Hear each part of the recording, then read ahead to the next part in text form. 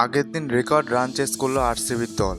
RCB যেন 227 run এক চুটকিতে করে নিয়েছে। ঋষভ পান্ত আগে যতবারই শতক করেছেন না কেন নিজের দলের হয়ে, ততবারই টিম হেরেছে।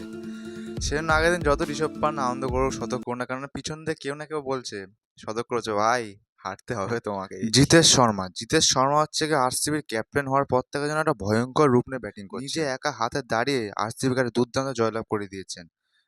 যদি ওই ক্যাচ আউটটা হয়ে যেত, আম্পায়ার যদি নো বল না দিত, তাহলে কিন্তু আরসিবি একটা চাপের মুখে পড়তে হতো। জিতেশ শর্মা ওই নো বল হওয়ার পর থেকে যেন বেধড়ক পিটিয়ে যায় লখনৌর বোলারদের। তাহলে কি আরসিবির ফ্যানরা এতদিন ধরে যা অপেক্ষা করছে, তাও কি 2025 সম্ভব হতে চলেছে? আরসিবিরা এর আগেও 2011, 2016 সালে কোয়ালিফায়ার ওয়ানে গেছিল, ফাইনালেও খেলেছিল, কিন্তু ফাইনালে হেরে গেছিল।